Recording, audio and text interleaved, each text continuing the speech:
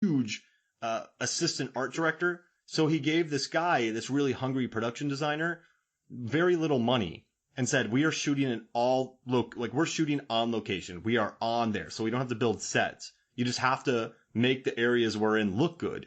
And that really challenged this guy who got his first production design job on this to find really interesting locations to shoot at because they had no money. So if in the script they're like, the conversation takes place in an alley, they would go hunt down something better looking to have better production value in the background.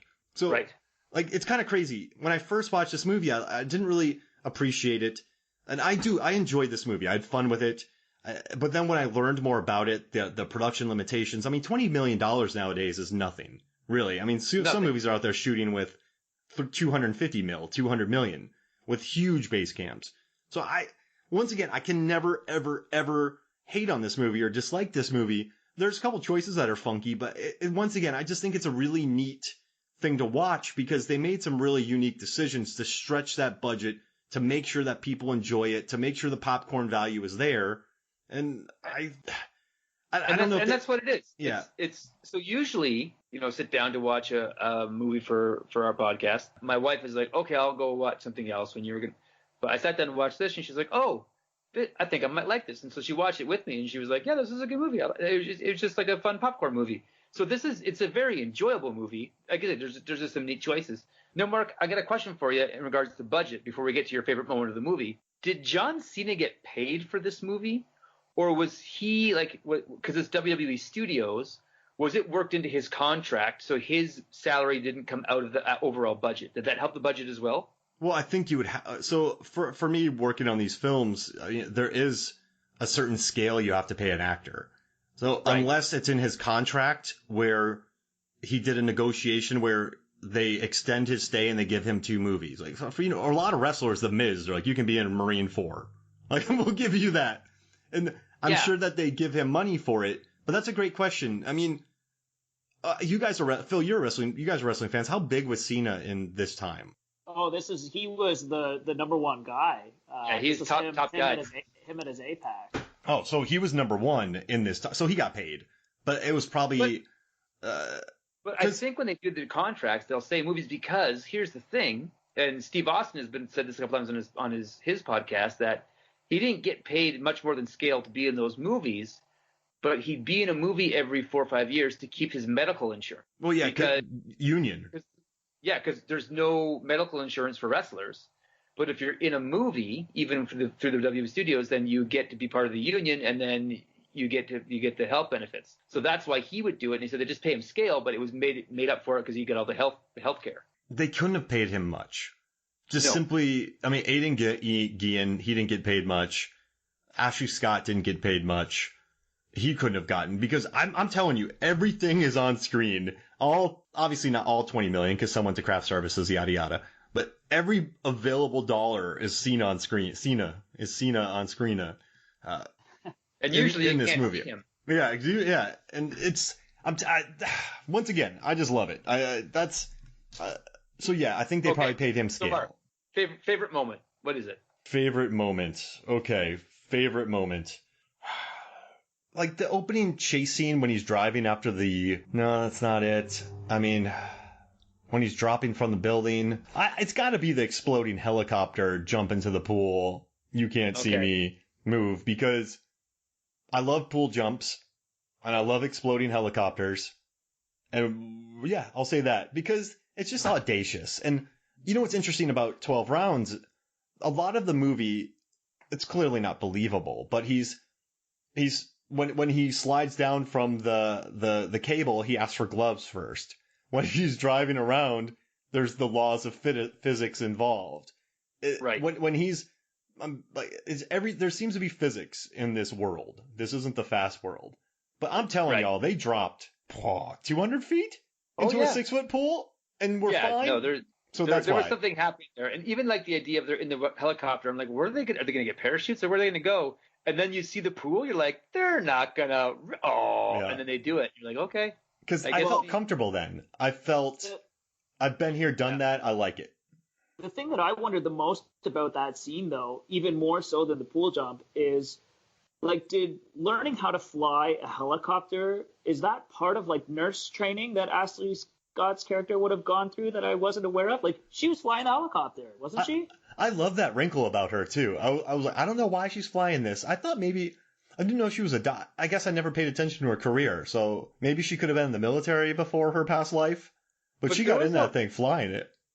There was a lot of exposition on the drive to the hospital. Like, when they started unraveling his master plan, there was a lot of information coming out of those guys. Like, she's the key. The hospital's the key. It's not what he wants. It's been near the whole, like, they start spewing out stuff. So I think it could have been easily missed that, like, my girlfriend also drives a helicopter. Like, I don't know. Yeah, I was reading back through again just to try to put these pieces together, and it seemed like part of the reason that she was the key was because she would be able to, like, she had the key card to be able to get him through all the various rooms that they were walking through, right? She's pushing the soaking wet money on the cart, and they're using her ID to scan through all to get him to the roof so that he can get into the helicopter. I don't know. Yeah, I must have missed how it became that she also was going to be the one to fly him away in the helicopter. So, Phil, can I ask you a question? And if I put you on the spot, feel free to decline. You can just say, I decline. These movies always stress me out because they say, like, oh, if you had $100 million, you could do whatever you want. And you're like, yeah, that'd be nice to have $100 million. But these guys steal this money. And then I'm like, how do you spend it? Like, how do you under the rate? Like, how do you launder that? Like, it seems like more work than it's worth. And so you're a financial advisor. So if I came to you and I was like, I blew up John Cena's girlfriend and I have $200 million here, what do I do with it? What advice do you give me? Yeah, I mean, I think the problem that you're going to run into is the fact that those funds were illegally obtained. So I don't know, man. I'm not sure that the first thing that you're doing after you steal the $100 million and commit multiple homicides is that you're walking in to see your financial advisor to update your retirement plan. Sorry. I misspoke. I'm not coming to see you at work. I'm coming to your house. And I'm like, Phil, in the back of the Fiesta, I've got $200 million cash. What do I do with it? Yeah, dude, that's like, how do we, I don't know. I feel like the Cayman Islands has to somehow be involved in this answer. But beyond that, I'm not sure that this is inside my area of expertise. So I'm driving away from your house, Googling Cayman Islands money. I definitely wouldn't use my phone. I would go. I mean, you're Adam cell phone Hodgins, so you're gonna go. I got all kinds of burner phones that throw out the window. You're gonna go meet Rick SIM card Stevens, and the two of you are just gonna swap back and forth, and then you're gonna put your money in there. He's a good guy. Yeah. So you're just gonna swap everything over there. Yeah. So my favorite moment was a throwaway moment, but I was happy that it was in here because it gave me the biggest chuckle of the whole movie. So the elevator's falling down in a very Speed reminiscent scene. And then for some reason, this maid dressed in this French maid outfit walks by the elevator shaft. Yes. And her hair and hair and apron get blown up, and then it just cuts back to the action. I was like, that did not need to be there, but boy oh boy did I smile. It was so funny. It showcased how fast it was going. It was just an action gratuitous moment. Yeah. And, I was dying. Poor Willie. Poor Willie. Willie and his bad back. Didn't they have 5 seconds left to get him up? Yeah. And that's the other thing too, is like they blew it too early. He had 5 seconds left. That's a direct line from Speed.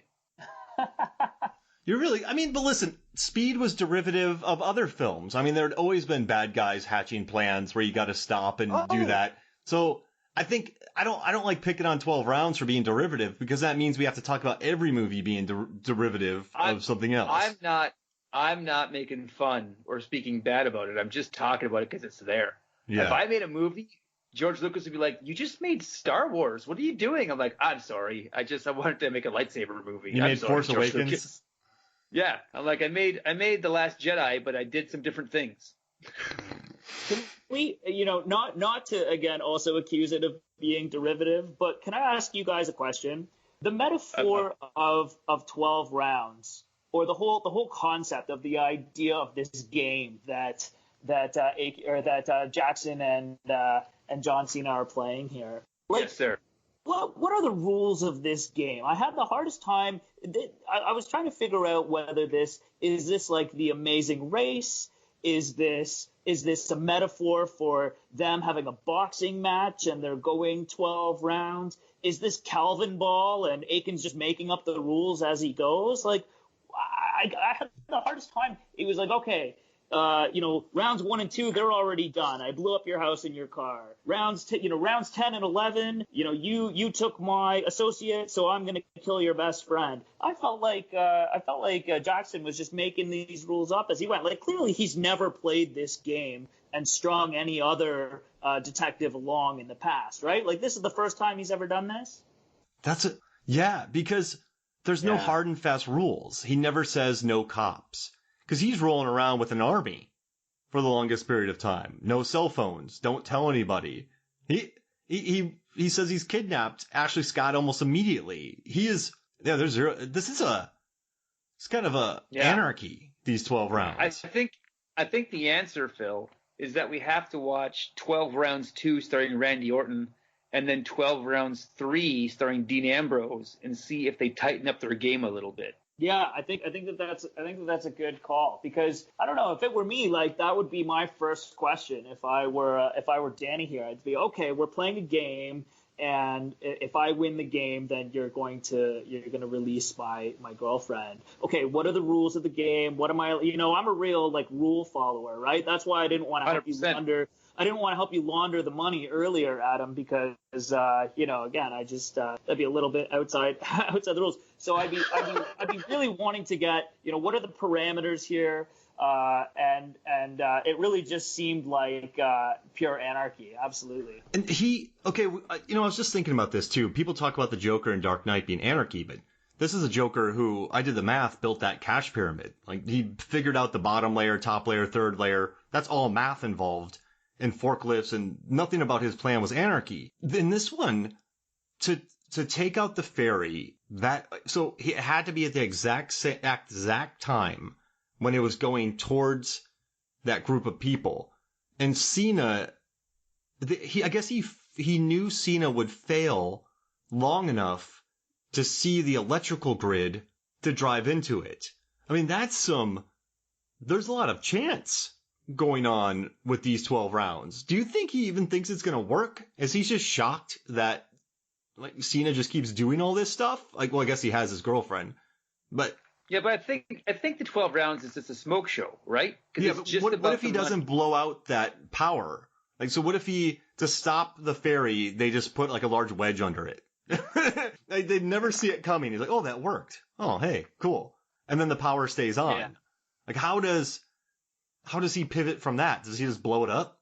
Yeah, I think he does. He does something else, and I think he did have to pivot. I think that rounds 11 or 10 and 11 were something else, and then he was getting a little low on time, so he just was like, round 10 was you killed my associate, so round 12 or round 11 was I killed your buddy. I don't think you planned for that to be those rounds.